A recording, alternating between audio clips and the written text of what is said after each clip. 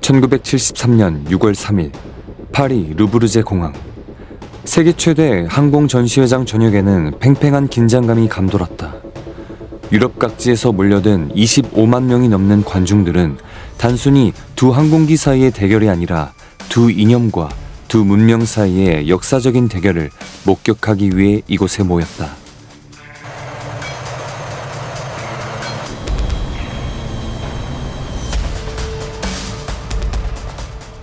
때는 1973년 파리 에어쇼.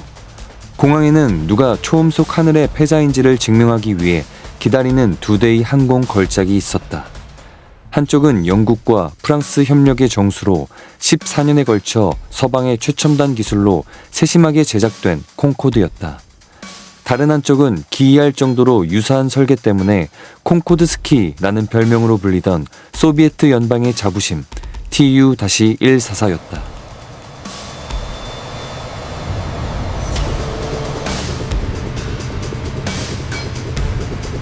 Turbulence, holding steady. Confirmed. Altitude nominal. 하지만 불과 몇 분 만에 소련의 자부심은 잿더미가 될 것이었다.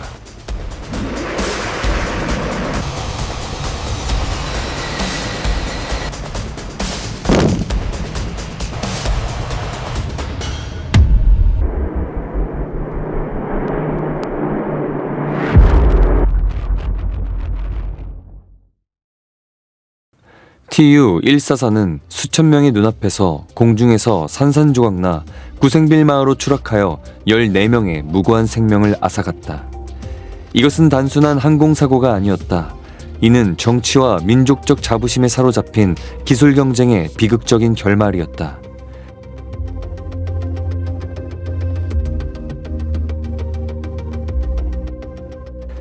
그렇다면 그 운명의 순간에 과연 무슨 일이 일어났던 것일까? 기술의 기적으로 여겨지던 항공기가 왜 날아다니는 관으로 변해버렸을까? 그리고 만약 인류가 안전을 최우선으로 두었다면 이 비극은 피할 수 있었을까? 이 비극을 이해하기 위해서는 초음속 여객기에 대한 꿈이 처음으로 인류의 상상 속에 나타났던 1950년대로 거슬러 올라가야 한다. 당시 세계는 막 제2차 세계대전에서 벗어나 항공기술이 비약적으로 발전하던 시기였다. 제트기가 프로펠러기를 대체했고 설계자들은 음속보다 빠른 항공기라는 훨씬 더 대담한 꿈을 꾸기 시작했다. 1950년 미국의 거대 항공기업인 보잉은 인류 역사상 최초의 초음속 여객기인 프로젝트 2707의 시작을 공식적으로 발표했다. 이는 단순히 기술적인 프로젝트가 아니라 세계 항공의 미래를 선도하겠다는 미국의 야심찬 선언이었다. 이 소식은 유럽 전역에 폭탄처럼 퍼져나갔다. 1955년 유럽의 두 항공 강국인 프랑스와 영국은 그들만의 해답을 만들어내기 위해 동맹을 맺기로 결정했다. 프랑스의 아에로스 파시알과 오늘날 에어버스의 전신인 영국의 브리티시 에어크래프트 코퍼레이션의 협력으로 콩코드 프로젝트가 탄생했다. 이는 전쟁 후 여전히 분열로 가득했던 유럽의 상황에서 보기 드문 연합이었다. 하지만 동유럽의 소비에트 연방은 뒤처지는 것을 용납할 수 없었다. 1963년 수많은 소련의 전설적인 항공기를 탄생시킨 안드레이 투폴레프는 크렘린으로부터 러시아의 초음속기인 TU-144를 만들라는 명령을 받았다.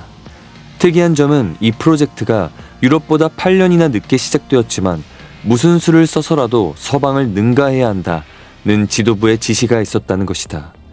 이 3자 간의 경쟁은 냉전이 절정에 달했던 시기에 펼쳐졌다. 이는 단순한 상업적 경쟁이 아니라 이념 간의 자존심 싸움이었다. 누가 먼저 초음속기를 제작하느냐가 자국의 정치 및 경제체제의 우월성을 증명하는 것이었다. 하지만 정작 이 경쟁을 시작한 장본인이 가장 먼저 포기했다. 1971년 보잉은 자금 부족과 기술적 어려움을 이유로 프로젝트 2707의 취소를 돌연 발표했다. 사실 그들은 초음속기 기술이 너무 복잡하고 비용이 많이 드는 반면 시장은 아직 이런 종류의 항공기를 받아들일 준비가 되어 있지 않다는 것을 깨달았던 것이다. 경쟁은 이제 콩코드와 TU-144 두 선수만 남게 되었다. 하지만 세상이 수년 후에야 알게 된 비밀이 있었는데 그것은 소련이 TU-144를 전적으로 독자 개발하지 않았다는 사실이다. 1960년대 소련은 유럽 전역의 복잡한 기술 스파이 네트워크를 구축했다. 목표는 콩코드 프로젝트에 대한 정보를 최대한 수집하는 것이었다. 1990년에 기밀 해제된 CIA 문서에 따르면 9,000건이 넘는 콩코드의 설계 자료가 도난당해 모스크바로 옮겨졌다. 이것이 TU-144와 콩코드가 놀라울 정도로 많은 유사점을 가진 이유를 설명해준다. 삼각형 동체, 델타익 구조, 그리고 특히 전체적인 형태. 서방은 TU-144를 그 설계의 출처에 대한 비꼬는 의미로 콩코드스키라는 별명으로 불렀다. 그러나 설계도를 손에 넣었다고 해서 소련이 쉽게 복제할 수 있었던 것은 아니었다. 그들은 여전히 엔진 및 비행 제어 시스템 제작에 있어 거대한 기술적 도전에 직면해야 했다. 크렘린의 정치적 압박은 투폴레프의 기술자들이 개발 속도를 무리하게 높이도록 만들었고 이는 여러 임시 방편적이고 최적화되지 않은 기술적 해결책으로 이어졌다. 그 결과 TU-144는 콩코드보다 3개월 빠른 1968년 12월 31일에 첫 시험 비행을 했다. 이것은 소련에게 중요한 선전전의 승리였다. 그들은 초음속 여객기를 성공적으로 비행시킨 최초의 국가가 된 것이다. 하지만 그 성공 뒤에는 수많은 심각한 기술적 문제들이 있었다. TU-144는 쿠즈네초프가 제작한 NK-144 엔진을 사용했는데 이는 폭격기 엔진을 급조하여 개발한 것이었다. 그 결과 끔찍한 소음, 과도한 연료 소모, 그리고 낮은 신뢰성을 낳았다. 한편 콩코드는 영국과 프랑스의 긴밀한 협력하에 세심하게 개발되었다. 롤스로이스 올림푸스 593 엔진은 초음속기를 위해 특별히 설계되었고 현대적인 전자식 비행 제어 시스템과 모든 세부 사항이 면밀하게 계산되었다.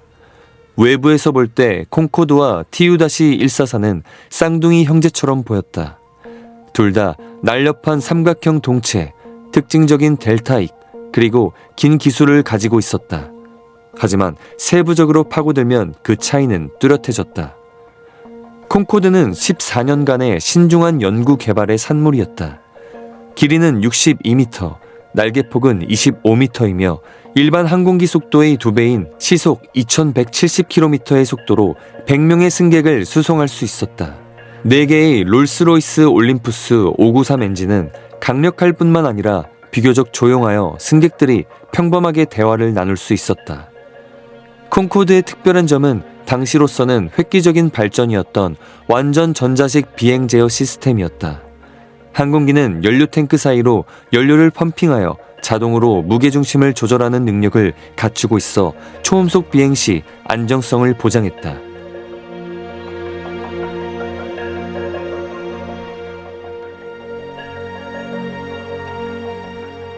반면 TU-144는 더 크고 빨랐지만 더 조잡했다.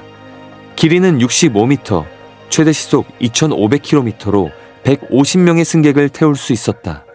하지만 4개의 NK-144 엔진이 만들어내는 소음은 끔찍한 수준이어서 승객들은 대화는커녕 종이에 글을 써서 소통해야 했다.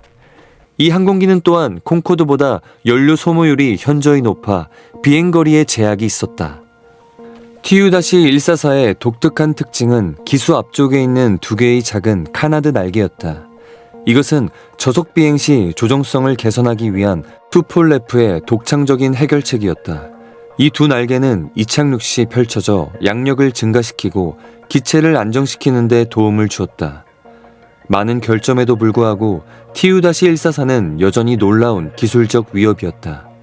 소련이 프로젝트 시작 후 불과 8년 만에 초음속기를 제작할 수 있었다는 점은 비록 품질과 안전을 희생한 대가였지만 인상적인 산업 역량을 보여주었다.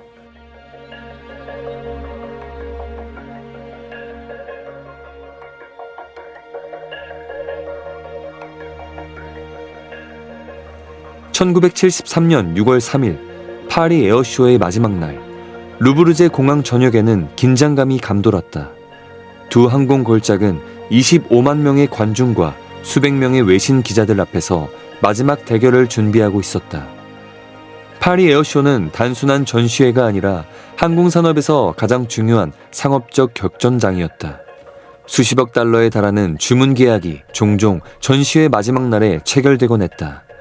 콩코드와 TU-144 모두에게 이것은 자신들의 능력을 증명하고 해외 고객을 유치할 기회였다. 처음에 TU-144는 방문객 관람을 위해 전시구역에 정적으로 주기만 할 예정이었다. 하지만 콩코드 측에서 시범 비행을 하겠다고 발표하자 소련 대표단은 즉각 맞대응했다. 공중에서의 대결이 공식적으로 시작된 것이다. CCCP-7710이 등록번호의 TU-144에는 엄선된 6명의 승무원이 탑승했다. 45세의 기장 미하일 바실리에비치 코즐로프는 소련에서 가장 노련한 시험 비행사 중 한 명이었다.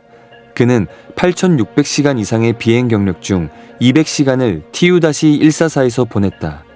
코즐로프는 TU-144의 첫 비행 조종사였을 뿐만 아니라 TU-22와 같은 전략 폭격기를 시험 비행한 경험도 있었다. 37세의 부기장 발레리 몰차노프는 4,460시간의 비행 경력 중 133시간을 TU-144와 함께했다. 코즐로프와 달리 몰차노프는 주로 군용기 경험이 많았으며 여객기 프로젝트에 참여한 것은 이번이 처음이었다. 두 조종사 모두 시범 비행 임무에 대해 상당히 갑작스럽게 통보받았고 준비할 시간은 거의 없었다. 이는 특히 전 세계의 시선이 파리로 향하고 있다는 것을 알았을 때 적지 않은 심리적 압박감을 주었다. 두 조종사 외에도 항법사 G.N. 바제노프, 부수석 설계자 V.N. 벤데로프, 수석 엔지니어 B.A. 페르부인, 그리고 비행 엔지니어 A.I. 드랄린이 탑승했다. 이들은 모두 비행이 순조롭게 진행되도록 파견된 투폴레프의 최고 전문가들이었다. 경쟁 심리는 TU-144 승무원들에게 깊이 뿌리박혀 있었다. 코즐로프는 기자에게 이렇게 공언한 바 있다. 우리가 비행하는 것을 기다려보시오. 그러면 정말 인상적인 무언가를 보게 될 겁니다. 그는 TU-144가 콩코드보다 우월하다고 믿었고 그것을 전 세계 앞에서 증명하고 싶어 했다.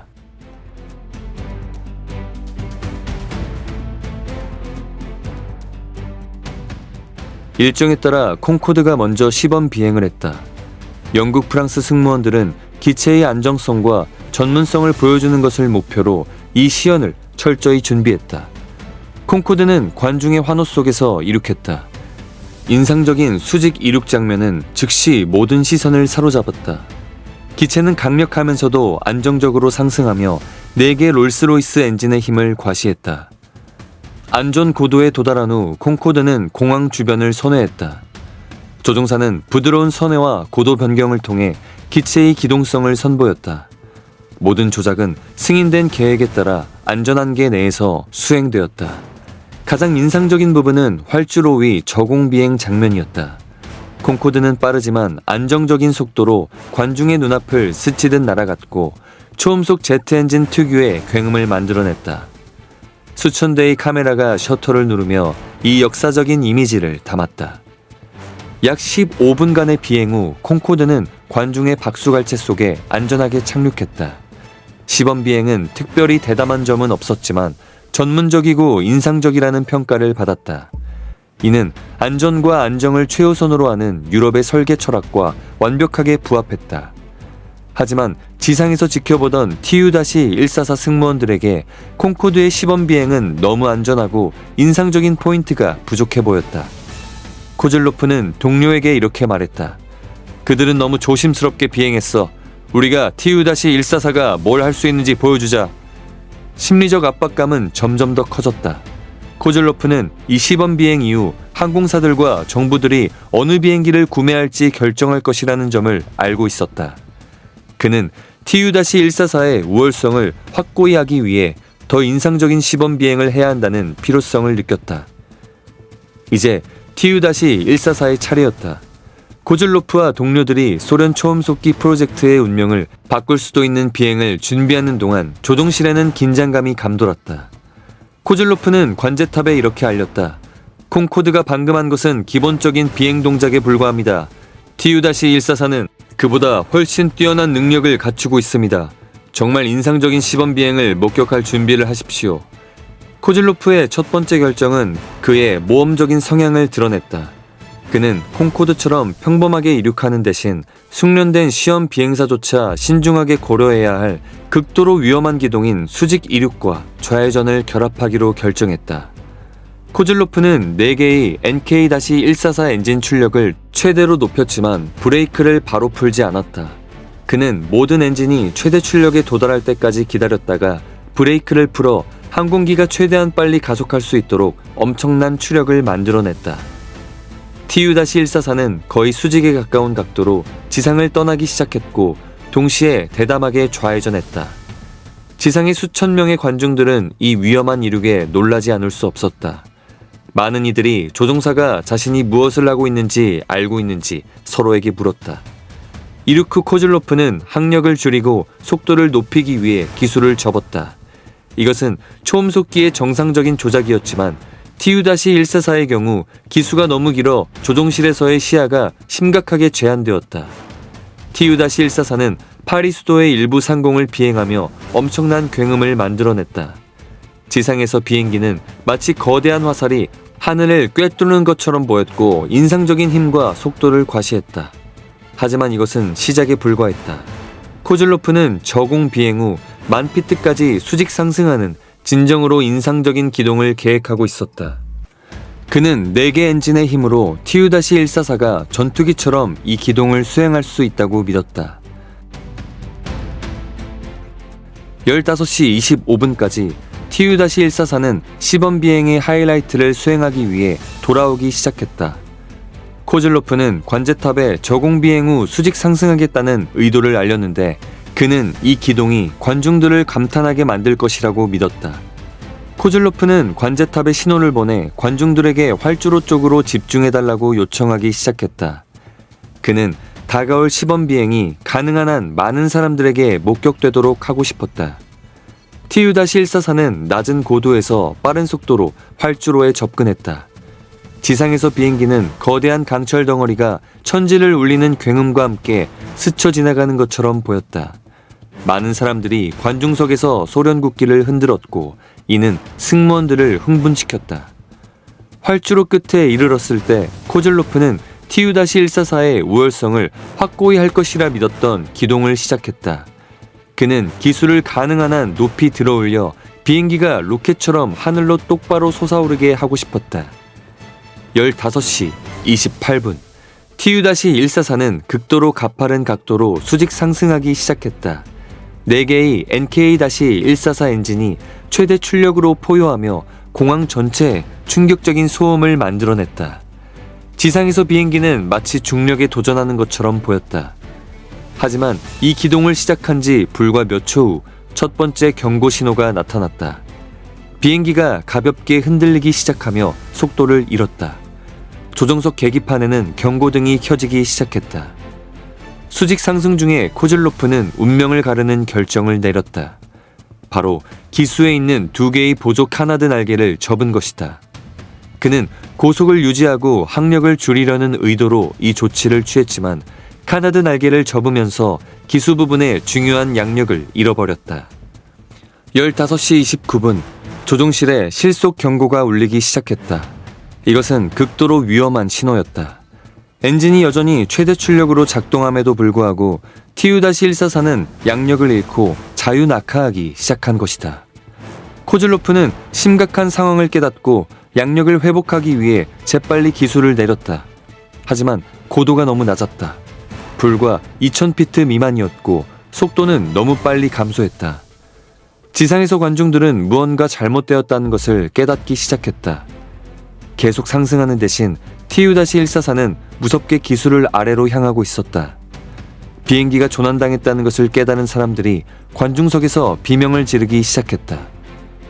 15시 29분 15초 TU-144는 완전한 실속 상태에 빠져 점점 더 빠른 속도로 기술을 아래로 향하고 있었다. 코즐로프와 몰차노프는 필사적으로 제어권을 되찾으려 했지만 비행기는 조종 명령에 반응하지 않았다. 조종실에서는 풀업, 풀업 경고음이 귀를 찢을 듯이 울렸다. 지상 접근 경보 시스템이 활성화된 것이다. TU-144는 지상과 불과 수백 피트 거리에 있었고 치명적인 속도로 추락하고 있었다. 코즐로프는 죽음의 강화에서 벗어나기 위한 마지막 노력으로 온 힘을 다해 조종관을 자신의 쪽으로 당기며 기술을 들어 올리려 했다. 하지만 고도는 너무 낮았고 추락 속도는 너무 빨랐다. TU-144가 불과 400피트 고도에서 기술을 올리려고 시도했을 때 엄청난 공기역학적 압력이 기체 구조의 내구성 한계를 초과했다. 갑자기 왼쪽 날개 전체가 동체 가까운 부분에서 부러져 나갔다. 왼쪽 날개를 잃은 TU-144는 즉시 균형을 잃고 왼쪽으로 격렬하게 회전했다. 극심한 과부하로 인해 날개 앞쪽 동체 전체가 부러졌다. 연료가 뿜어져 나와 즉시 불이 붙었다. 순식간에 소련 기술의 자부심이었던 TU-144는 경악한 25만 명의 관중들 눈앞에서 공중에서 여러 조각으로 산산조각 났다.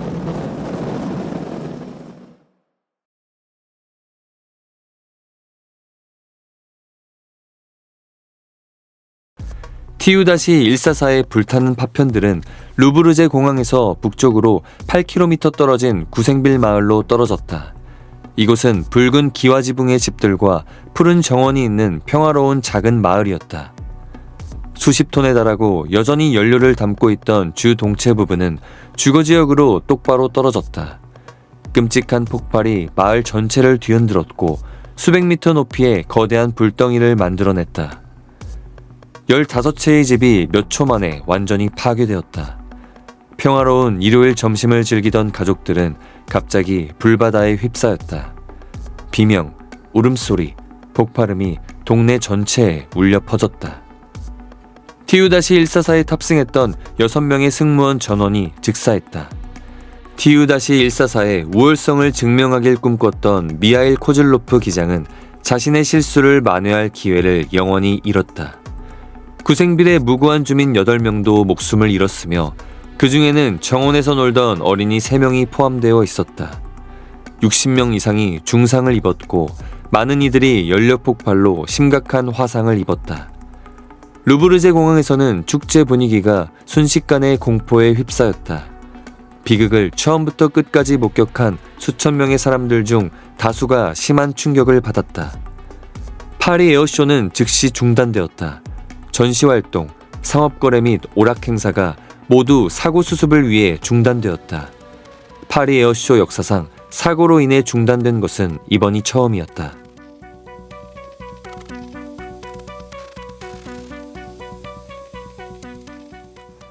사고 직후 프랑스 소련 합동조사단이 구성되었다. 그러나 조사는 처음부터 냉전 정치에 심각한 영향을 받았다. 프랑스 측은 시제기 사고 조사 기관이 주도하여 증거를 수집하고 원인을 분석하는 임무를 맡았다. 소련 측은 자국의 이익을 보호하기 위해 투폴레프와 항공 관련 기관의 전문가 팀을 파견했다.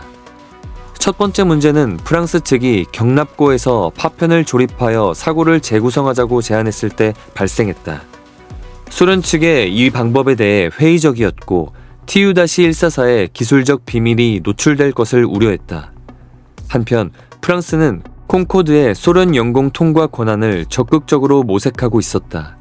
TU-144의 설계 결함이 있다는 결론을 내리는 것은 사업적 경쟁에서 콩코드에 유리하게 작용할 것이었다. 조사 과정 내내 소련 측은 명확한 결론을 내리려는 프랑스의 노력을 계속해서 반대했다. 그들은 모든 발견 사항이 양측 간에 합의되어야 한다고 요구했다. 4개월간의 긴장된 조사 끝에 1973년 10월 공식 보고서가 발표되었다. 결론은 놀라웠다. 사고 원인을 명확하게 규명할 수 없다. 보고서는 항공기 설계나 시스템 작동에 어떠한 이상도 발견되지 않았다고 밝혔으며 구조적 설계 결함 가능성을 배제했다. 이는 정치적으로 양측 모두에게 유리한 결론이었다. 공식 보고서가 명확한 결론을 내리지 않았지만 TU-144 비극을 설명하기 위해 여러 가설이 제기되었다.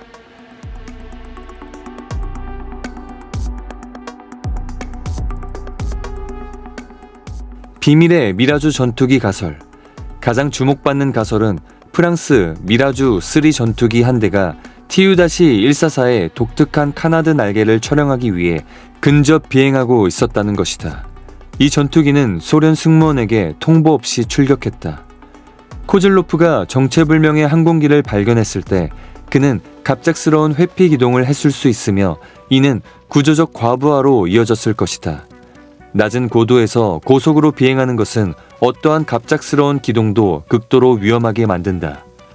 처음에는 부인했지만 나중에 프랑스 측은 해당 지역에 미라주 전투기가 작전 중이었음을 인정했으나 실제 충돌 위험은 없었다고 주장했다.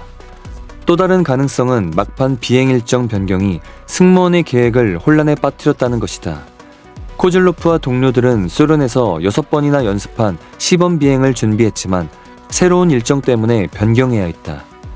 이로 인해 승무원들이 방향 감각을 잃고 긴장된 상황에서 잘못된 결정을 내렸을 수 있다. 기술적인 가능성으로는 카나드 날개를 접은 것이 전자식 비행 제어 시스템의 오류를 촉발시켰다는 것이다. 카나드 날개를 접은 후 승강타가 자동으로 10도 아래로 편향되어 갑작스러운 기수 하강을 유발했을 수 있다. 이외에도 기장의 과도한 자신감에 대한 가설이 있다. 시범 비행사 밥 후버는 치열한 경쟁 심리가 코즐로프가 항공기의 능력을 초과하는 기동을 하게 만들었다고 믿었다. 그는 이렇게 논평했다. 그날 콩코드가 저공 비행 후 10,000피트로 상승하는 것을 본 후 TU-144 조종사는 제가 회복할 수 있을 것이라 믿기 어려울 정도로 기술을 가파르게 들어올렸습니다. 이후 파리에서의 사고는 초음속 항공산업의 판도를 완전히 바꾸는 깊은 파장을 일으켰다.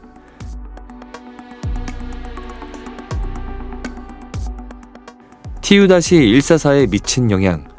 파리 비극은 TU-144 프로그램에 치명타를 날렸다. 이미 쇠퇴하고 있던 소련 초음속기에 대한 열기는 이제 완전히 사라졌다. 서방에서는 초음속기에 대한 환경 및 경제적 우려가 증가하고 있었다. 미국과 영국 정부의 보고서는 초음속기의 좌석당 운항 비용이 일반 항공기보다 훨씬 높을 것이라고 예측했다. 계속되는 기술적 문제, 높은 개발 비용, 그리고 1973년 석유 위기가 겹치면서 소련 지도부는 TU-144의 상업 운항 우선순위를 낮추기로 결정했다. 1975년까지 소련 항공산업은 야코블레프 YAK-42나 일류신 2-86과 같은 새로운 아음속 여객기를 홍보하는 쪽으로 방향을 틀었다. 콩코드에 미친 영향. 반대로 TU-144의 비극은 콩코드가 최초이자 유일하게 성공한 상업용 초음속 여객기가 되는 길을 열어주었다. 직접적인 경쟁자가 사라지자 콩코드는 안정적이고 안전하게 발전할 수 있었다. 이 항공기는 1976년에 상업 운항을 시작하여 27년간 운항했다. 그러나 콩코드 역시 브리티시 항공과 에어프랑스를 위해 20대만 생산되었다. 이후 높은 운항 비용과 소음 제한이 시장 확대를 가로막았다. 세계 항공산업에 미친 영향. TU-144 비극은 세계 항공산업의 발전 방향을 바꾸는 데 기여했다. 제작사들은 속도에 집중하는 대신 효율성, 연비, 그리고 대규모 수송 능력에 우선순위를 두게 되었다. 수백 명의 승객을 태우고 장거리를 비행할 수 있는 보잉 747은 미래가 초음속이 아닌 광동체 항공기에 있음을 증명했다. 큰 충격을 받았음에도 불구하고 TU-144 프로그램은 파리 비극 이후 완전히 끝나지 않았다. 소련은 명예회복을 기대하며 프로젝트를 살리려고 노력했다.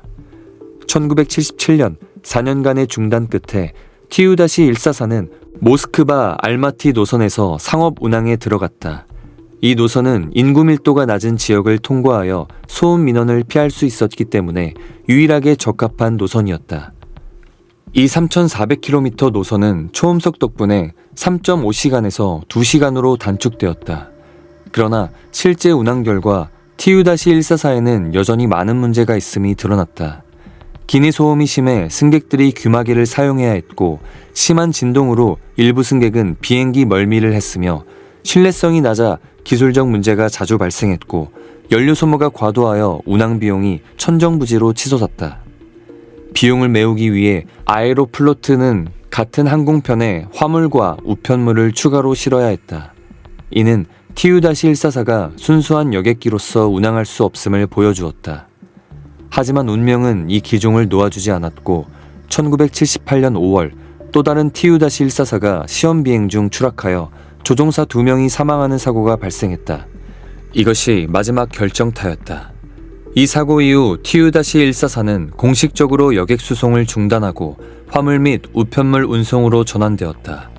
1985년 이 기종은 완전히 운항을 중단했다.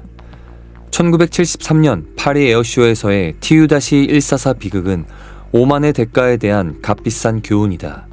수천 시간의 비행 경력을 가진 베테랑 조종사 미하일 코즐로프는 TU-144가 콩코드가 감히 하지 못하는 것을 할 수 있다고 믿었지만 결국 항공기를 설계한 게 이상으로 밀어붙였다. 동서 간의 초음속 경쟁은 엄청난 압박을 만들어냈고 이성보다는 감정에 기반한 결정을 내리게 했다. TU-144는 너무 빨리 개발되어 철저한 검증이 부족했다. 반면 콩코드는 14년간 신중하게 개발되어 속도보다 품질이 중요하다는 것을 증명했다. 25만 명의 관중들은 항공의 미래를 보기 위해 왔지만 한 꿈의 비극적인 종말을 목격했다. 불필요한 시범 비행 때문에 14명이 목숨을 잃었다.